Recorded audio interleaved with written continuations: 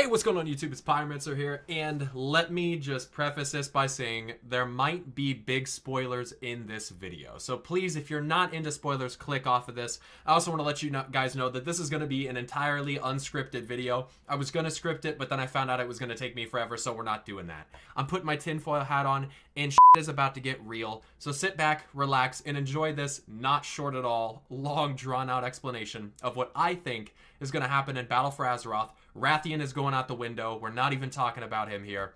Let's get into it. One thing I want to talk about before we even start is the Battle for Azeroth announcement at Blizzcon.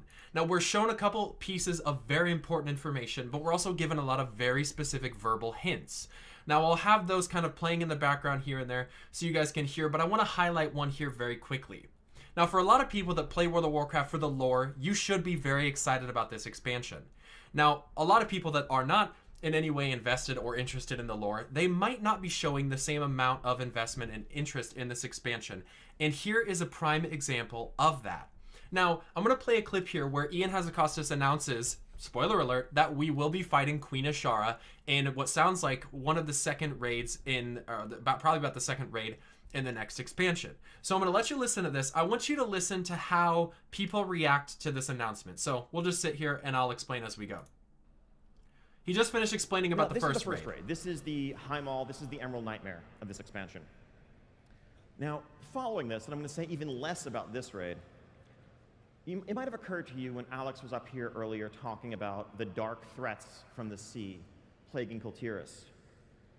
Well, we know a couple of dark threats from the sea, don't we? Yes, we do. There's some that we have heard a lot from in Legion. You know, some Tidestone-related stuff. And so, yes, before all is said and done in Battle for Azeroth, we'll be facing off Queen Azshara against Queen Azshara. Okay, so he gets the reaction he was looking for there. So lots more story to tell on that front. He was very excited to tell us that. But wait. And so the stage is set for the Battle for Azeroth. We have Crimson Red continent in the west, Royal Blue in the east, and a vast expanse of ocean in between. Yes, we do. We as champions of the Alliance and the Horde will set out to explore islands, battle on war fronts, and uncover mysteries that threaten to undermine the very world beneath our feet. Because at the end of the day, does it matter who wins the Battle for Azeroth if there's nothing left for the victor to claim? Now, right there, that is a very scripted, important, and planned line. That is Ian's outro line for this What's Next panel. This What's Next panel highlights huge announcements. We're talking about fighting Queen Azshara. We're talking about the new raid. We're talking about new dungeons, new zones, forging these new alliances. And this line is very specific. It is put there for a reason, to gain crowd attention. You can tell as we listen to Ian say this line that he's excited. You can hear it in his voice. You can hear his tone shift.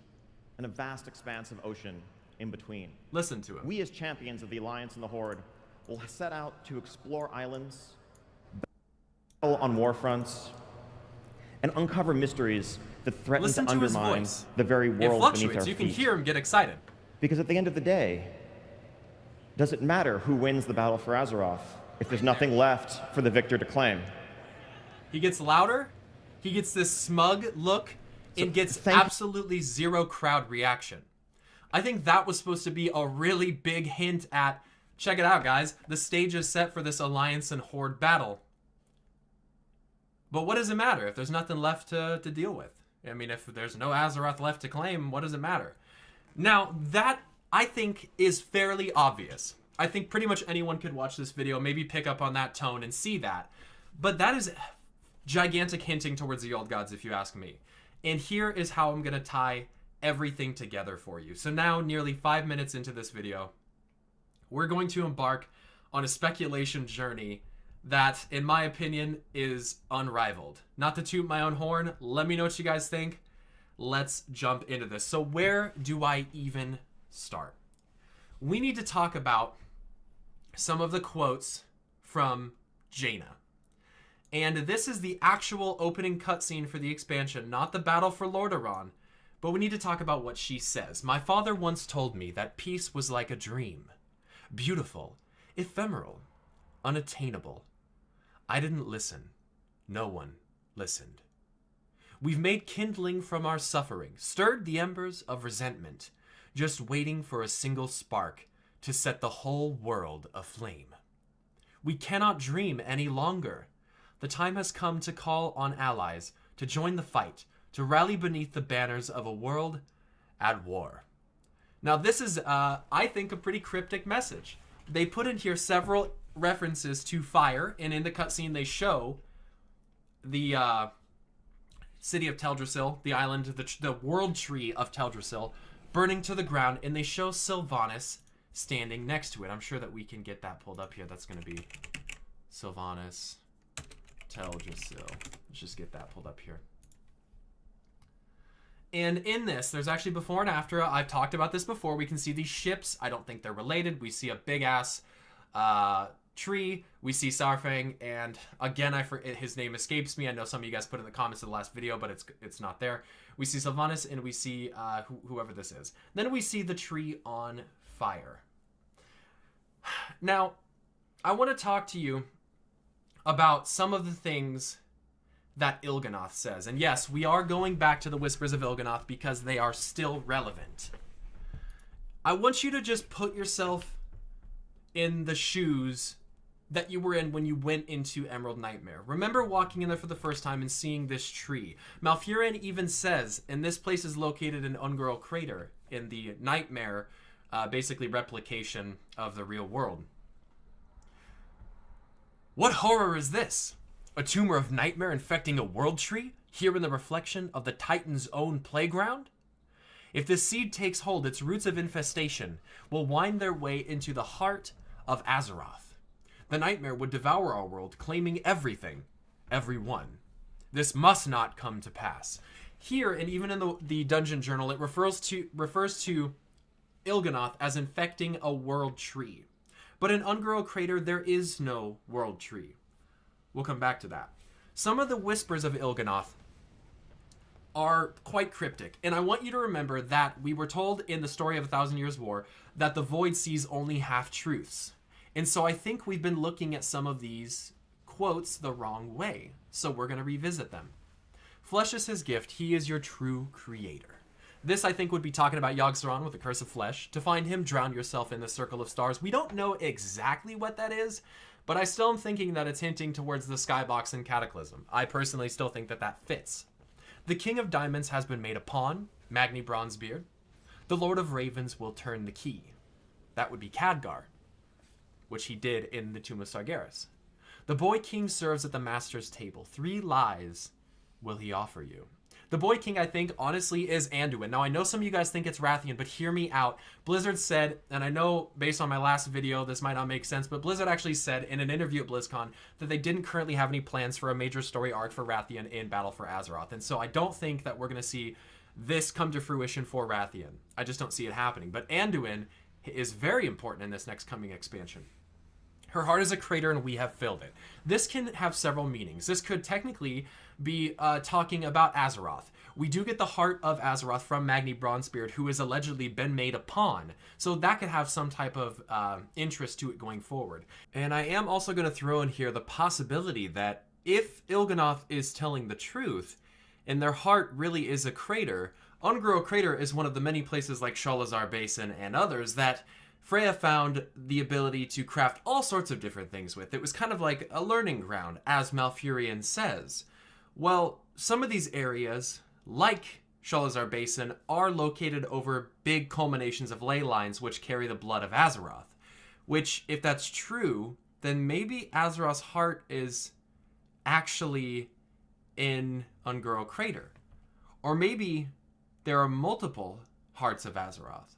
Maybe there's 4 different hearts of Azeroth under certain culminations of ley lines in the earth. We know that they culminate very powerfully near the Nexus, near the Sholazar Basin area, near Karazhan. And so maybe that would make sense for why Sargeras stabbed Silithus. Not to try to kill anything or do any damage to Silithus, but maybe he was aiming for Ungoro Crater, where her heart is, and just missed. It's certainly a possibility, and it kind of makes you wonder if that's where they were going with that. These are just so cryptic, it's kind of hard to tell. Now, we do also know that Il'gynoth is basically an extension, an amalgamation of a portion of N'Zoth. He also says 5 keys to open our way, 5 torches to light our path. I think this one we looked at way too much face value. 5 keys to open our way. That could refer to the 5 pillars of creation. But it also could refer to 5 world trees.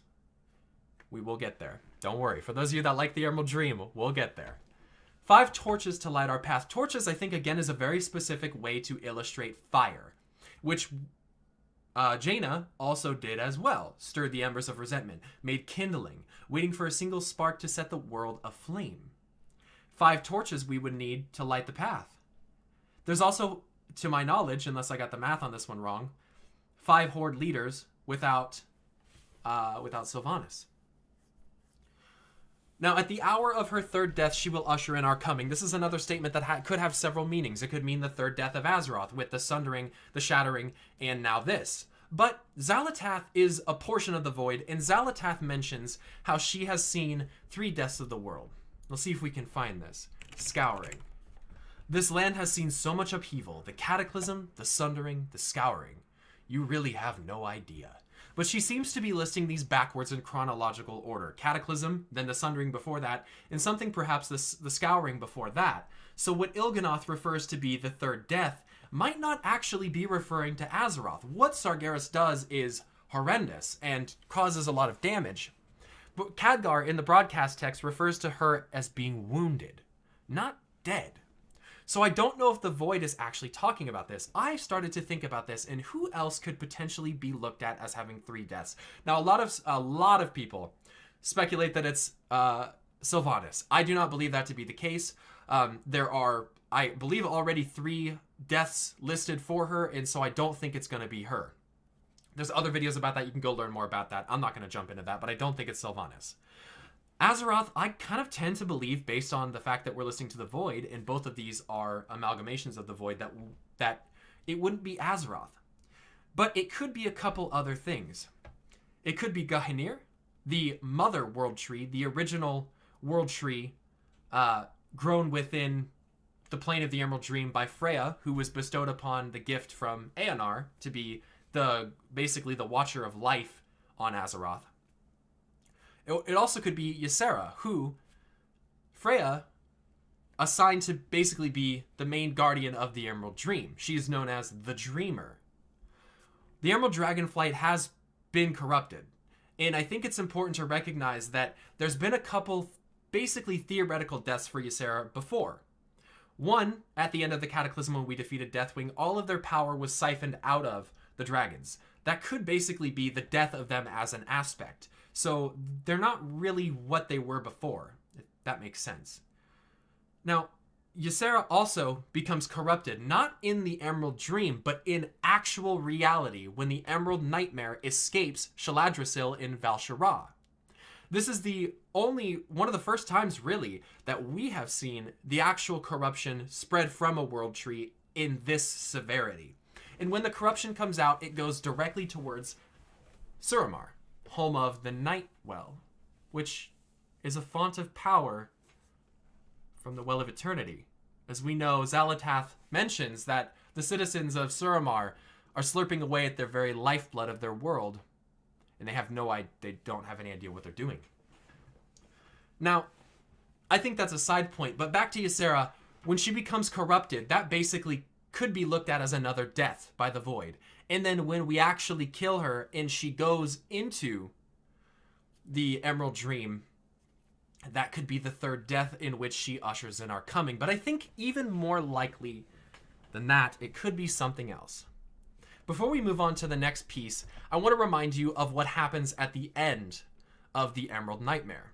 Xavius, who is the right-hand man of Ashara, actually has infiltrated the Emerald Dream with the Emerald Nightmare, and in the Rift of Aln, we fight Xavius. And after he's defeated, we're basically drawn out of the Rift of Aln and are back in the Emerald Dream portion of the Rift of Aln. It's kind of weird. They're like a parallel universe that kind of exists within one another, but are not entirely the same. It's very hard to describe how the Emerald Dream and how the Emerald Nightmare works. Noble has some great videos explaining that if you'd like to go check that out. But the point that I'm making here is that there's a portion of the Rift of Alm that was never cleansed of the Nightmare previously. I believe it was Malfurion, correct me if I'm wrong, perhaps Cenarius, but I believe Malfurion, who was cleansing the Emerald Dream of the Emerald Nightmare. But when they reached the Rift of Alm, they sensed the power that was commanding Xavius and determined that it was too strong. They couldn't do anything. So instead of completely cleaning it out, they used it as a prison. They closed off the Rift of Alm so that no one could get there again. But we do see a shadow of Ysera after the fact, walking to the cave where the remnant of the void happens to be.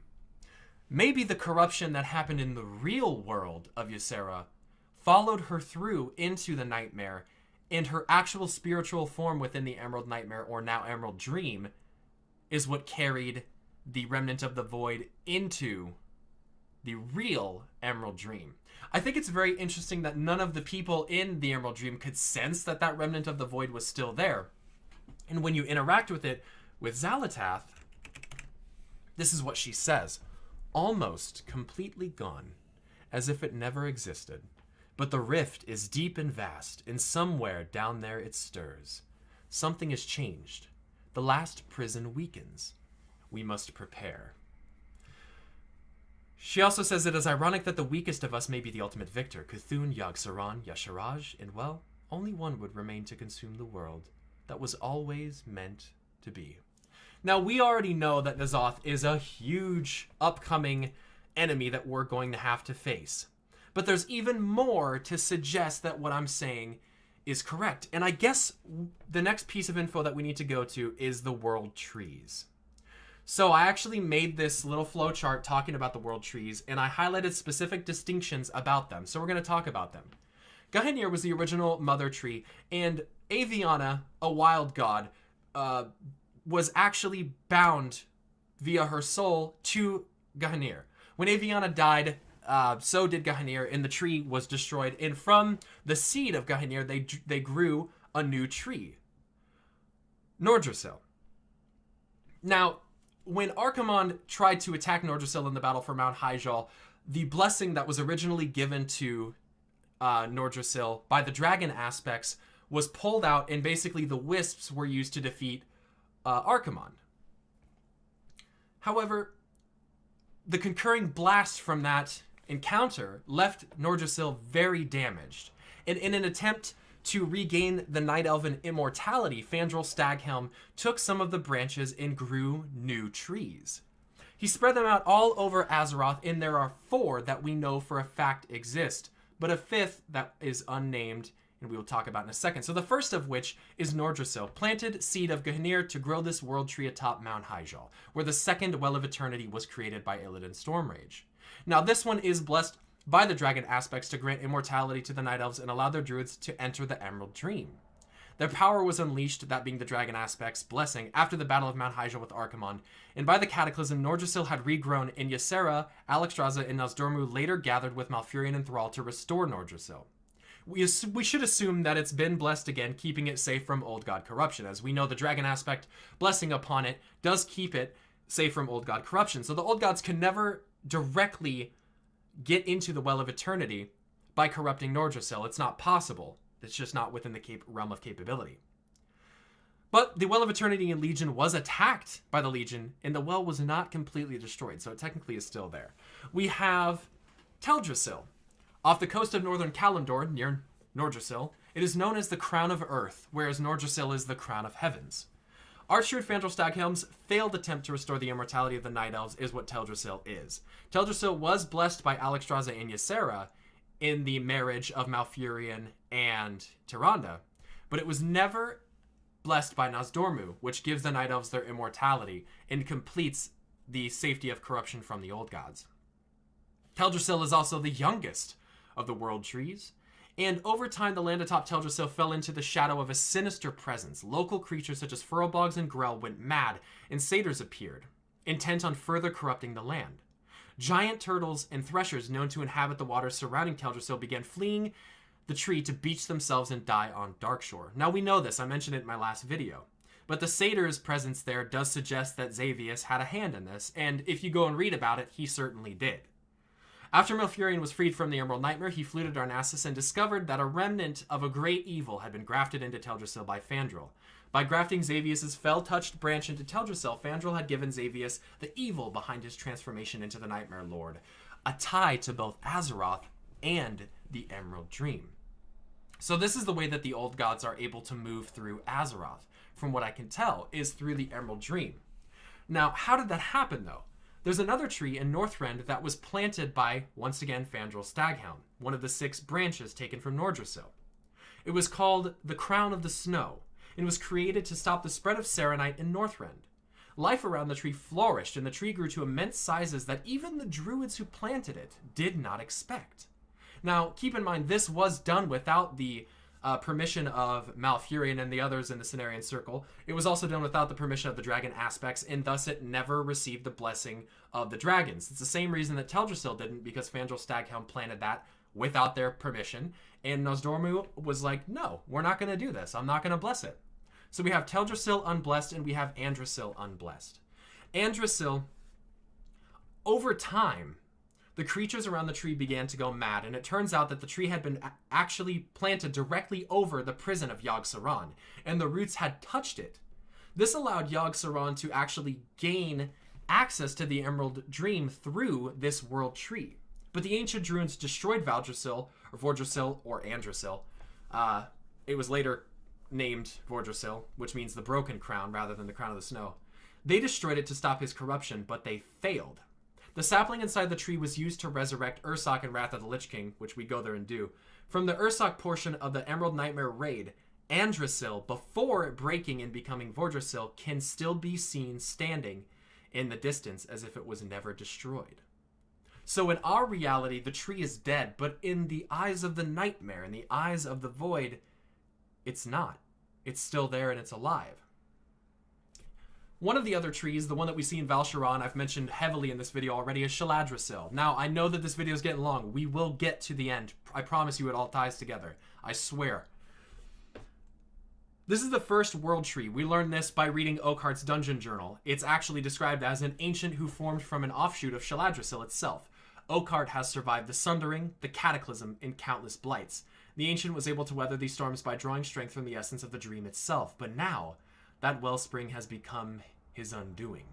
Now, how do we know that it's older than Nordrassil? Because Nordrassil was planted after the Great Sundering atop Mount Hyjal, where the second Well of Eternity was created.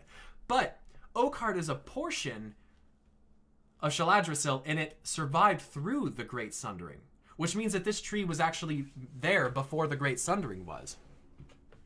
After the War of the Ancients, actually, let's say this. It has been corrupted by the Emerald Nightmare and also serves as a gateway into the Emerald Dream. We know that. After the War of the Ancients, long ago, many surviving satyrs were rounded up and placed in an eternal sleep deep beneath the roots of the tree, and Xavius has returned and broken them free. Corruption from the tree seems to spread outward to the southeast directly towards the Nighthold and the Nightwell. And to our knowledge, Shaladdrassil was not blessed by the Dragonflight as it was corrupted by the Emerald Nightmare from within. Then we have one final tree, which is an unnamed tree that Il'gynoth occupies. How do we know this? Because the Malfurion and the Dungeon Journal actually both refer to it as a world tree. This is the only tree that does not exist on Azeroth in our known reality, and so I would assume that it's dead, as it exists only within the Nightmare as a fully corrupted tree, but not on Azeroth. This is one portion of the theory that I'm confused about. But here we go back to her third death. Ganir originally died when Aviana died. That's one death. One of her offspring, Shaladdrassil, in Val-Sharon, is definitely fully corrupted by the Nightmare, and thus, in my opinion, should be considered dead. This unnamed tree we don't actually know to exist on Azeroth, but if we were to assume that it is actually dead in the eyes of the old god, then we could consider it the third. But I'm going to go ahead and play a what-if card here, and with Shaladdrassil, it could be that it heals and becomes non-corrupted as we move forward, but I very much doubt it. But I would like to say that the unnamed tree actually doesn't exist, and Il'gynoth is kind of almost a figment of the Nightmare's own imagination, sort of, if that makes sense.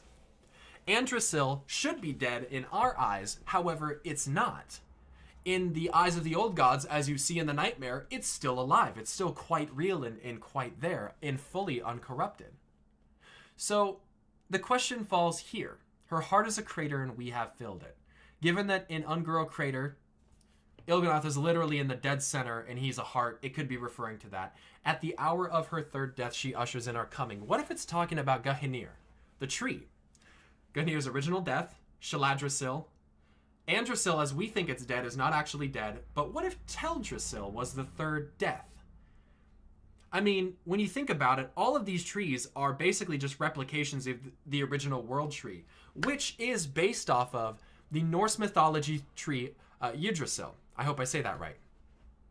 And in this legend for this tree, which a lot of the World of Warcraft universe is based off of H.P. Lovecraft, Norse mythology, all those types of things, Helya, Odin, all those things. In the mythos for it, the roots of the tree are said to be gnawed away at by a dragon. Now, first thing that comes to mind is probably Deathwing. But what if it was Ysera as the guardian of the dream? This, to me, makes more sense the further that we go down this rabbit hole, and things are about to get really, really interesting. But it also could symbolize the old gods gnawing at the roots of the trees, using them as gateways into our reality. One thing that's really weird about the Warcraft community is that there is, or not community, existence, the world of Warcraft, is that there's multi-dimensional theory that's going on all the time. The Emerald Dream is a different dimension. The Twisting Nether, the Great Dark Beyond, the Spirit World. All of these different things are different planes of reality. And so we could get super deep into that, but I'm going to save that maybe for another video. But I think that the Dreamer is a very specific thing to mention. But why? Well, because there's a lot of reference to dreaming in the Whispers of Xal'atath and in the puzzle box of Yogg-Saron. Xal'atath actually says here, corrupting the Guardian's dream is a bold move, but Xavius may be overreaching. He would be better off quietly spreading the Nightmare's influence instead of raising such alarm. Which is true. She says that at the Guardians, or the Dragons of Nightmare. It is true. He should have probably been a little bit less obvious about it, unless the point was to attract Ysera. Unless that was the point, to get her corrupted and bring her into the Emerald Dream once again. One thing I want you to also say, here you will see why the Legion's invasion is ultimately futile. All can be corrupted, dreams and demons alike.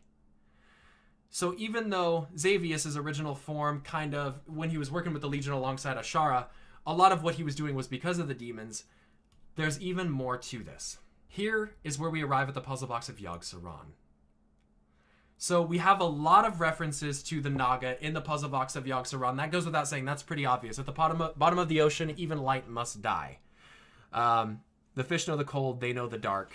They know, the fish know the secrets, they know the cold, they know the dark, which ties N'Zoth to Ashara. We don't really need to tie that together anymore. It's very obvious. But how many times do they mention dreams in the puzzle box of Yogg-Saron? In 4 separate whispers. The first of which, the silent, sleeping, staring houses in the backwoods always dream. It would be merciful to tear them down. Do you dream while you sleep? Or is it an escape from the horrors of reality? Have you had the dream again? A black goat with 7 eyes that watches from the outside. In the sunken city, he lays dreaming. I think you might see where I am coming with this, where I'm going.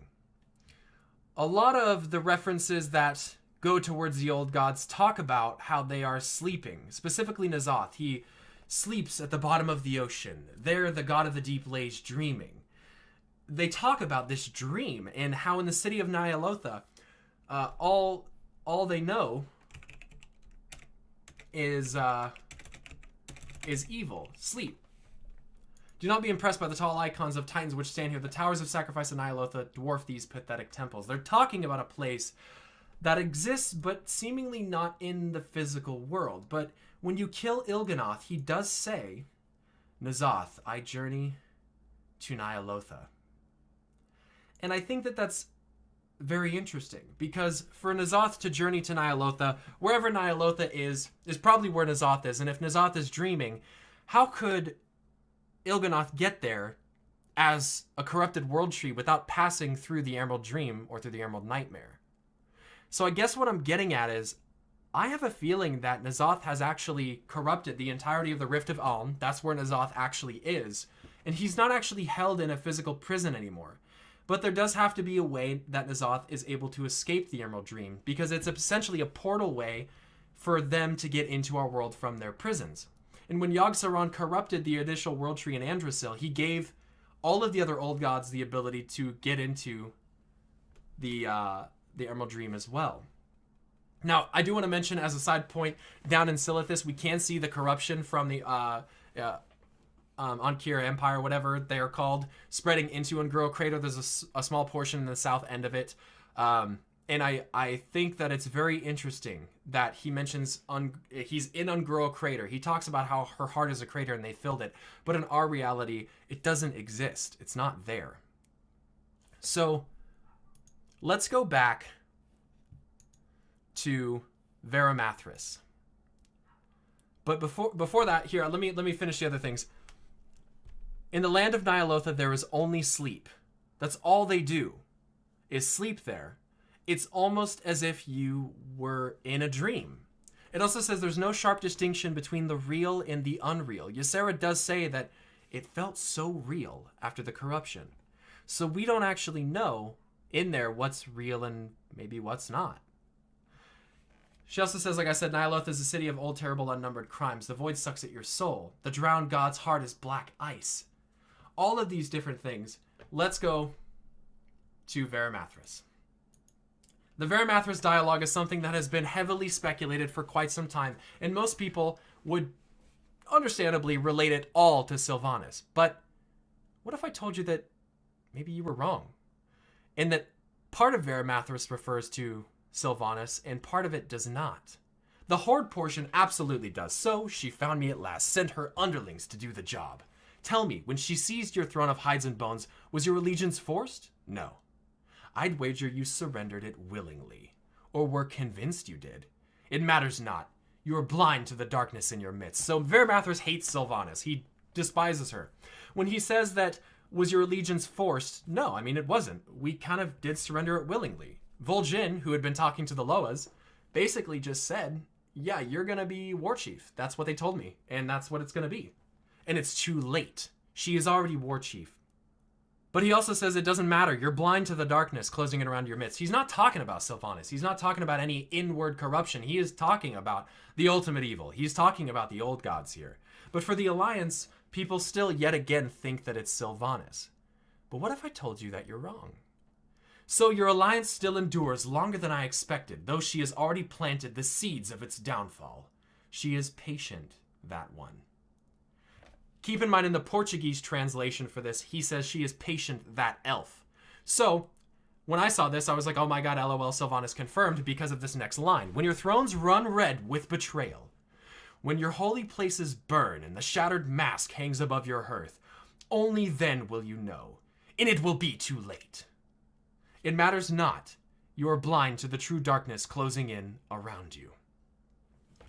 People think that this means that Sylvanas is going to take over something in the Alliance, and that the shattered mask will hang above her hearth. But what are Anduin and Greymane seizing in the battle for Lordaeron? Lordaeron and the Undercity. When our thrones run red with betrayal, the boy king serves at the master's table. 3 lies will he offer you. When your holy places burn, Teldrassil as we see engulfed in flames, and perhaps all of the other world trees. As Jaina says, we cannot dream any longer. We can no longer enter the Emerald Dream. Why?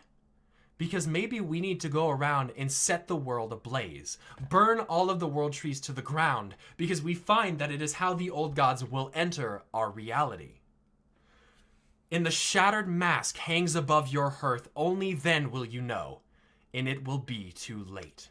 Sylvanas doesn't infiltrate the Horde, doesn't infiltrate the Alliance. She doesn't take over the Alliance and put her hearth above us, we invade the realm of Sylvanas. And once we take Lordaeron in the Undercity, the Shattered Mask will hang above our hearth. We will have conquered it, and her mask, the emblem, the crest of the Forsaken, will be present in our domain. But it matters not. You're blind to the true darkness closing in around you. So, what I am getting at here, to tie everything together, the last portion, which we have confirmed we will be fighting Queen Ashara in this next expansion, is this. So your alliance still endures longer than I expected. Though she has already planted the seeds of its downfall. She is patient, that one. Now, some people thought maybe they're talking about Sylvanas. Maybe they're talking about Jaina. Maybe they're talking about X, Y, and Z. But who is the most patient woman in the entire existence of WoW? The actual most patient mortal being. One of the oldest living mortal beings. And if the Portuguese translation is right, she would be an elf. This leaves a couple people. Tyrande, she's very old, but Tyrande is very, very committed to Elune, moon goddess, which, by the way, we still don't know exactly what Elune or where Elune is. But Ashara, Queen of the Naga, used to be the leader of the Kaldori. And she used to be an elf. And what patience it would be to wait thousands of years in order to plant the seed of the Emerald Nightmare within the Emerald Dream, to corrupt it, to corrupt Ysera, to get the Void Remnant actually planted in Teldrassil. That or in the Emerald Dream, allowing access into Teldrassil. Maybe that's why Teldrassil gets burned down, because that's how the old gods, specifically N'Zoth, is going to get out of it. Maybe someone found out. Maybe there's no betrayal there at all. Or maybe corruption from within Teldrassil leads to the tree being burned down, which would be the third death of Gehenir, theoretically speaking, and it would usher in the coming of the old gods. Il'gynoth does say its surface blazes bright, masking shadows below. This tree is quite a blaze, isn't it? And it would mask the shadows held below within the roots. If someone found out that this is what would need to be done, because without the blessing of Nozdormu, it can be corrupted by the old gods. One other thing. Teldrassil is known as the crown of the earth. From the earth, he draws strength. Our earth, our strength. Teldrassil is also the biggest of all of the world trees, and easily dwarfs all of the other world trees in size. It's actually so massive that it developed its own landmass on the top of it, and the core of Teldrassil is something that we've never seen. And to touch back on Il'gynoth, he is literally a tree. He's in a tree. He's corrupted a tree, and so a lot of the knowledge he has was foretold in the rings. And the long circle is nearly complete. I think that the circle itself is the circle of the old god's return.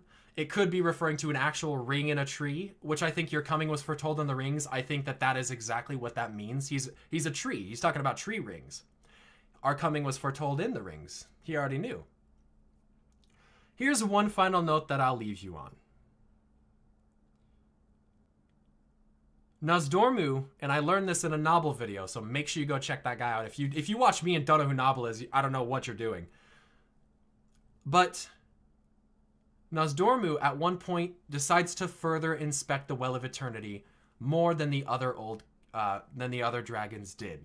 And he actually decided to enter the Well of Eternity, and under the water he was met with a black expansiveness that he didn't really understand. Noble does an excellent job of describing this, and I believe it's from one of the Warcraft novels. Well, at the bottom of the Well of Eternity, the area that he finally reaches, he sees tendrils and a giant maw of death and nightmare. We also know that, like I've mentioned several times, at the Well of Eternity, the Kata dungeon, the old gods wanted that Well of Eternity portal to stay open. Because I think that the Well of Eternity, and this is the tinfoil hat of the century, is a multi-dimensional portal that allows beings to pass through the Nether, the Great Dark Beyond, the Spirit World, the Emerald Dream, and who knows what else. It is the crux of infinite titanic power, and we don't exactly know still what Azeroth is and what type of power it might contain. But we do know with that statement that the old gods technically are within the Well of Eternity. Maybe in some way locked within it, in another dimension, maybe in the elemental planes. But I think it's all very interesting, and I find it all to be way, way, way too coincidental. Moving into this next expansion, people that are not invested in the lore might not see it, but this is one of the best lore expansions. It will be one of the best lore expansions in the history of WoW. And at 40 minutes, I think I have finally put together the entirety of my theory in a way that hopefully everyone can kind of piece together and understand. I don't know exactly what Jaina's role is going to be in the new expansion, but I do know that the Kultirans in Stormsong Valley is a house that has a fanatical devotion to the sea. Before a piece is placed on a ship, as they're building a ship, the sea priests have to bless it. And those humans have been living out there for over 3,000 years, which is plenty of time for the old gods, if there is a god of the deep, to corrupt humans. Humans are so easily corrupted, more easily than pretty much anything else. It's the last lush and healthy zone on the island as well, which I think is really weird. And there are ancient and dark forces invading from the ocean. We also see old god-ish presence with a potential Loa god inside Uldir, the Halls of Control, the first raid in the Nazmir zone. And it says, they actually say when they talk about it, before the Cataclysm, Nazmir was a lush forest. When Deathwing broke the world, he shook something loose, and Nazmir started sinking into the sea. Maybe a prison at the bottom of the sea, where N'Zoth is planning to escape. Maybe something to do with the Naga. Who knows? But I'll leave it for you guys to decide. So basically the whole point of the video is I think we've looked at Vera Mathris quotes wrong. I think we looked at the quotes of Il'gynoth incorrectly. And I think that there's a hell of a lot more with the world trees going on than we probably could imagine. But with that, I will leave it here. 41 minutes, potentially the longest video I've made in a hell of a long time. Not potentially, it is. But I appreciate you guys sticking to the end. If you made it, you have to let me know in some way that you made it to the end of the video. I just would like to know who actually stayed to the end and who actually got the full amount of the theory instead of cutting it off halfway through and then blasting into the comments or, you know, whatever the situation may be. So as time has passed, the room has darkened. It is time for me to leave you guys. Make sure you follow my Twitter and my Twitch page. We do have a public Discord where you guys can come and hang out. I'll have links to that down in the description below. Make sure you follow me on my social media stuff. And like this video if you like this video. Subscribe to my channel for more content like this in the future. Stay awesome. And until next time, I will see you guys. Peace.